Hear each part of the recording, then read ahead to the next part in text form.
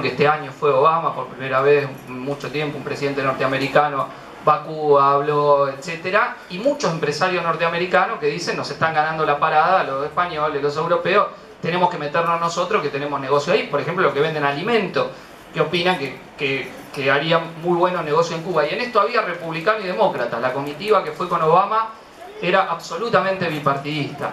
Ahora, una parte del exilio cubano hace mucha plata con el bloqueo, así como en el narcotráfico vive de la ilegalidad de la producción de drogas, que encarece todo su costo y que permite que se llenen de plata los narcos. De la misma manera, el bloqueo hace que muchos negocios de envío de encomiendas a otros, transporte de personas y todo, es negocio para algunos, y en particular una parte del exilio se opone brutalmente a la apertura del embargo, ¿no? No sé si vieron cómo Trump cambió de posición durante la campaña. Trump primero tenía una posición más pragmática, quería abrir un complejo hotelero en La Habana. Él dice, ¿por qué no? Si yo quiero abrir un complejo hotelero en Cuba, no estoy tan en contra de lo de Obama, hasta que vio que la beta era que para ganar Florida tenía que ganar el voto de los cubanos más contrarrevolucionarios.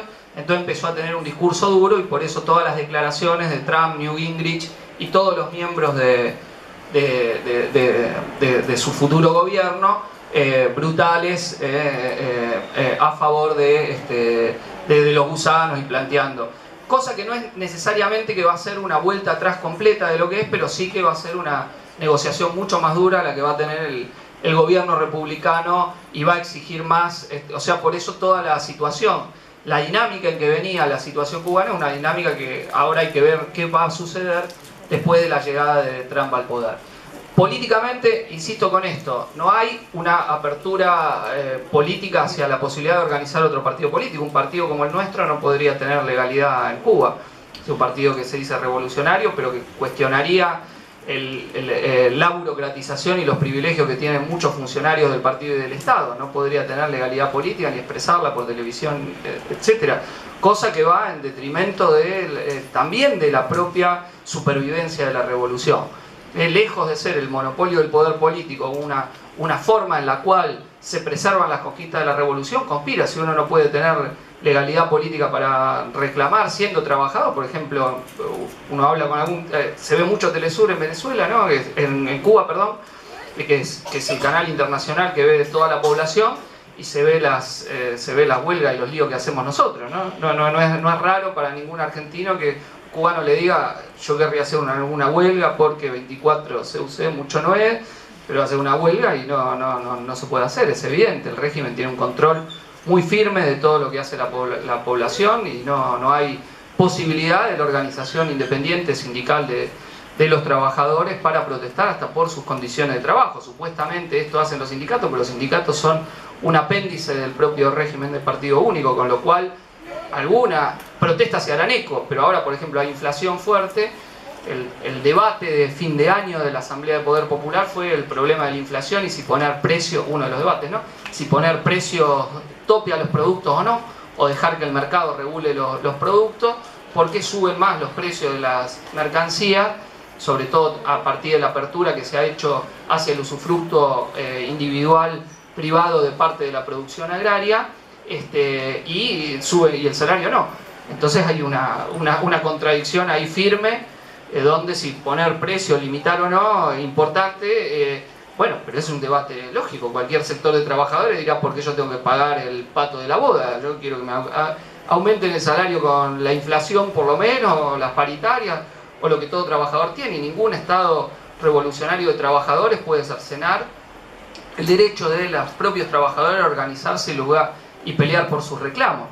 Y eso tiene que ser un principio, el derecho de la clase obrera en el Estado que gobierna en su nombre a poder autodefenderse y organizarse frente a lo que se vive como el despotismo burocrático que resuelve lo que se va a hacer. El sistema indirecto de elección que tienen para los distintos órganos de poder permite que se presente parte de la población que no pertenece al Partido Comunista, pero hay más bien una venia de que esté. Y no hay, insisto, posibilidad de organizar otros partidos políticos, aunque se digan de izquierda y revolucionarios. Y este problema en la población se vive como un desencanto respecto de lo que es el propio liderazgo político. Si bien hay una parte que está, digamos, con la política oficial, hay una parte de la población que es pro-restauracionista dentro de Cuba, no son solo los gusanos, una parte de la población que es base social de una posible contrarrevolución, y una parte de la población que no ve una clara salida que pueda tener. Es, al menos, digo, mi impresión, quizá seguramente parcial y limitada, pero creo, por lo que uno puede cotejar, que es bastante las divisiones políticas que se están dando. Tres cosas para terminar y abrir a preguntas, intervenciones de las compañeras y de los compañeros. Yo creo que dar vuelta sobre el proceso cubano nos tiene que plantear una serie de conclusiones muy importantes que van más allá de Cuba. Es decir, la primera es que eso por lo que nosotros luchamos, que es posible expropiar al imperialismo y a la burguesía, no es una quimera. Es decir, cualquiera de los compañeros jóvenes que está acá y que a su familia le dice yo soy socialista y quiero una revolución, y su familia le dice eso nunca puede pasar, le dice mirá, en Cuba pasó. Así que ninguno de sus tíos escépticos los puede convencer que la revolución no es posible, la burguesía puede ser expropiada. Segundo, también cuando les digan, si ustedes ganan va a venir el imperialismo y los va a invadir, ustedes le pueden decir, mirá, Cuba estaba mucho más cerca, 90 millas, y no los pudieron invadir. Nosotros estamos mucho más lejos. O sea que eso, que el imperialismo es todopoderoso y cada vez que toque sus intereses te va a reventar, te va a tirar 10 bombas atómicas y si no la bomba de neutrones, tiene todo el poder, es simplemente justificación burocrática para no avanzar y tocar los intereses del imperialismo. A Fidel Castro, como dije, le hicieron 600 atentados y se murió de muerte natural. Así que el imperialismo todopoderoso no es. No es. Y en un estado con mucho más recursos y territorio como el nuestro, es evidente que las posibilidades de resistir cualquier ataque del imperialismo son mayores que las que tuvo el pueblo cubano, que heroicamente mantuvo su independencia nacional. Y en ese aspecto es importante. Esta tesis que nosotros sostenemos tan fuerte, de que no hay posibilidad de emancipación nacional sin expropiar a la burguesía y al imperialismo, es una tesis que se ha demostrado en la Revolución Cubana.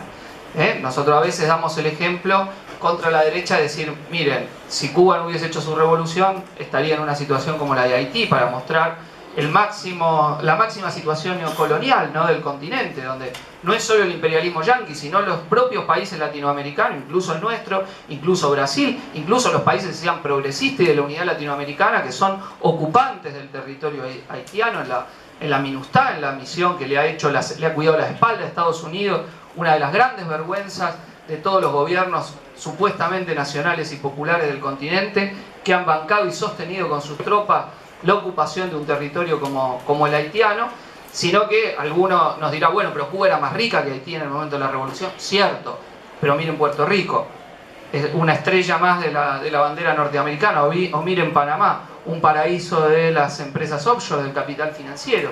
Es decir, Cuba ha evitado eso porque tuvo un proceso revolucionario. Desde ya, el régimen, al ser burocrático, desvirtúa mucho, y parte de lo que internamente se vive, si hubiese una democracia de los trabajadores, podría ser mucho más llevado, y fundamentalmente porque hay una idea fuerte que nosotros tenemos, que es que la dinámica de todo proceso revolucionario depende de su desarrollo internacional. Es decir, si no había la posibilidad del socialismo en un solo país, tampoco lo hay en una sola isla ni en un solo territorio como el nuestro. Nosotros sabemos que nuestra lucha no es solamente por expropiar a la burguesía en nuestro territorio, sino por terminar con el imperialismo a nivel internacional, y esa creo que es una conclusión muy muy importante. Lo mismo en el sentido de la lucha por la democracia obrera. Para nosotros esa pelea no es un elemento dogmático, es un elemento esencial para la planificación y la organización de toda economía donde pueda ser la burocracia, donde la burguesía sea expropiada y donde los trabajadores sean directamente los que la gestionen. Esta es una necesidad para nosotros como el aire para un ser humano, y respirar la democracia proletaria, ¿no? Y la democracia proletaria incluye la posibilidad de organizaciones políticas de disputar en su seno por la organización y la dirección política que tiene que tener todo proceso revolucionario. Entonces este es un principio fundamental que nosotros defendemos, y la lucha por la centralidad de la clase obrera en el proceso revolucionario va en el mismo sentido. En el antagonismo al capital, la clase obrera tiende a construir estos organismos de autodeterminación, y esto es algo por lo que nosotros luchamos. Y él, en ese mismo sentido, el destino de la Revolución Cubana va a tener mucho que ver con lo que podamos hacer nosotros también como revolucionarios en América Latina, ¿no? A nosotros nos cabe la posibilidad de organizar una izquierda anticapitalista y socialista, y tenemos esa tarea en nuestro país. Venimos del PDS junto con el Frente de Izquierda a organizar un gran acto en el Estadio de Atlanta, quizá uno de los más importantes que pueda hacer la izquierda anticapitalista en América Latina en cuanto a su peso, su envergadura, en cuanto a su representatividad de los principales luchadores obreros y juveniles que hay en nuestro país, superando claramente todo ese verso que tuvieron los progresistas y populistas latinoamericanos de la última década y pico, donde nos vendieron que se podía lograr la integración latinoamericana solo con palabras o con relato y sin expropiar a los capitalistas, ¿no? Donde desde el proceso más que tenía lenguaje más radical y además más chocó con el imperialismo, como el caso venezolano, pero donde la dependencia de la producción de petróleo quedó sin tocar. De cada 100 dólares que entran a Venezuela por comercio exterior, 96 vienen del petróleo, es decir, desde el fines de los 90 que se da el proceso bolivariano hasta la actualidad no han podido reconvertir la estructura productiva del país, es decir, con lo cual se muestra que hasta para esa tarea se necesita la expropiación real de los capitalistas y del imperialismo basada en la movilización de los trabajadores del pueblo, y ni hablar de nuestro país, donde el kirchnerismo prometía política diferente de los 90 y terminó con los bolsos de José López. Ganó prestigio descolgando el cuadro de Videla y terminó con Milán en el Proyecto X. Y ahora promueven una alianza con los mismos gobernadores que le han votado todas y cada una de las leyes a Macri, como bien lo dijo el xenófobo senador Pichetto, el que ha atacado a todos los hermanos latinoamericanos diciendo que bueno, que venían a robar, y reproduciendo el discurso de Trump en nuestro país. Este mismo senador Pichetto, reitero, es jefe, nada más y nada menos que jefe de bloque del Senado del Frente para la Victoria, es decir, no es un derechista suelto que les quedó por ahí, es el jefe de bloque. Bueno, este jefe de